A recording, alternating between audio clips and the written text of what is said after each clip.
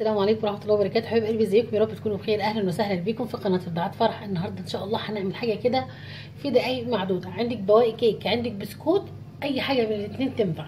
انا هنا عندي كيك، فبواقي كيك دي خلاص صورة الكيكه بتاعتي خلاص، مفيش غير كم شريحه زي ما انتم شايفين كده.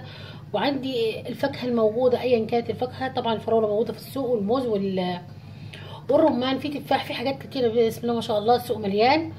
ربنا كده يا رب كده يوسع لنا وعليكم. فالفاكهه دي موجوده عندي كده في الثلاجه، فحبيت اعمل حاجه كده ظريفه للولاد يحبوها، وكمان تفتح شهيتهم كده على المذاكره. لما اولادي كده بيذاكروا، انا اولادي في ثانوي، فاديهم كده كاس من الحلو بتاعنا النهارده، حاجه كده تفتح نفسهم.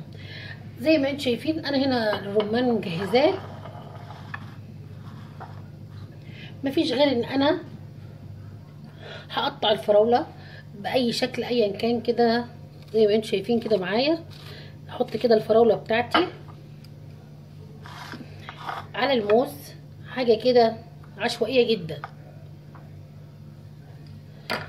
وهضيف لها كده الكيك بتاعنا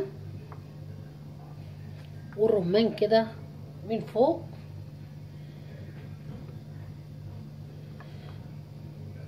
فاكهه مغذيه جدا طبعا، وبتهيألي مفيش حد ما بيحبش الفاكهه، بتهيألي كده يعني.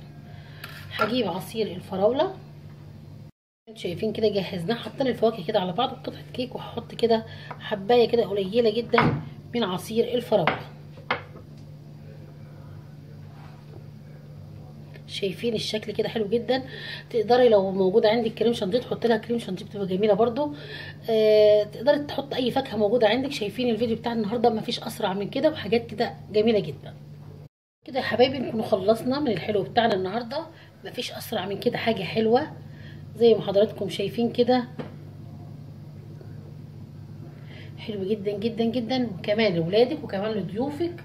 يعني حاجه كده مشرفه جدا لما تقدمي كده الكاس لضيوفك، ما شاء الله عليه جميل جدا، وشكله كمان شيك جدا، وما شاء الله مغذي جدا جدا. وزي ما قلت عندك بواقي كيك زي كده شغال، مفيش كيك تقدري تبدليه بالبسكوت. يا رب النهارده الفيديو بتاعنا يكون سريع ومفيد لحضراتكم. ما تنسوناش اللايك والشير والاشتراك في قناتي، والاول مره تشوف قناه ابداعات فرح يا ريت تشترك وفعل الجرس، اوعدكم كل جديد هتلاقيه هنا مع فرح. اسيبكم في حفظ الله. السلام عليكم ورحمه الله وبركاته.